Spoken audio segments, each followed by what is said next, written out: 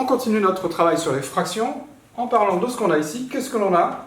Nous avons des demi-droites graduées. Pourquoi des demi-droites graduées? Ici, ça s'arrête, il y a une origine, alors qu'ici, ça continue, autant que l'on veut, à l'infini. Donc on a des demi-droites graduées, parce que vous avez un espace qui a été reproduit régulièrement.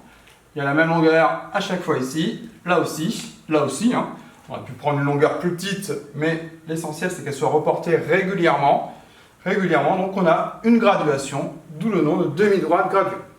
On peut se poser la question, quel est le nombre que l'on pourrait écrire ici? Ici nous avons 0, nous avons 1, quel pourrait être ce nombre? Ce nombre, c'est ce qu'on appelle l'abscisse du point A.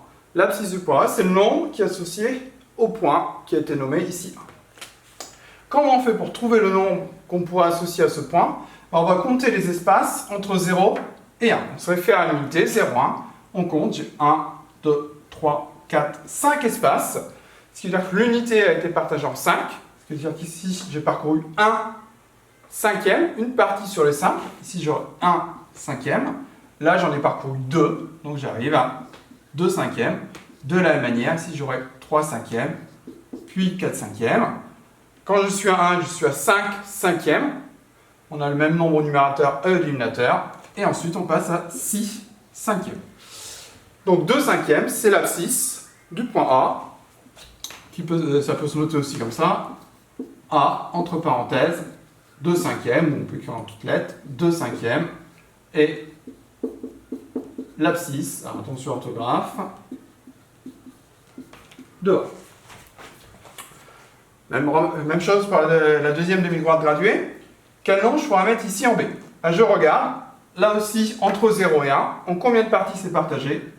1, 2, 3 parties. Donc chaque partie représente l'unité divisée en 3. Quand on divise en 3, on parle de tiers.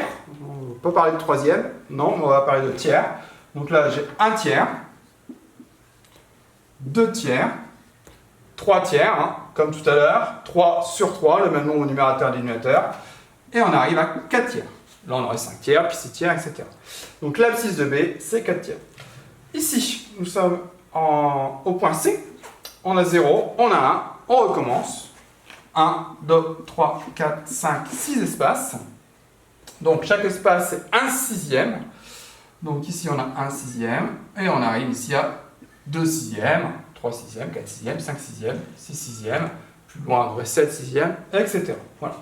Donc là, on fait ce qu'on appelle du repérage de demi-droite graduée. Quand on repère comme ça, chaque point que l'on pourrait prendre, que ce soit les points qui sont déjà écrits ou d'autres points, on peut leur associer un nombre. Et inversement, si je prends un nombre, n'importe lequel, je vais pouvoir trouver un point qui lui est associé sur la demi-droite. Alors bien sûr, il ne sera pas nécessairement dans cette partie-ci, il peut être plus loin, mais à chaque point, on peut associer un nombre, et à chaque nombre, on peut associer un point.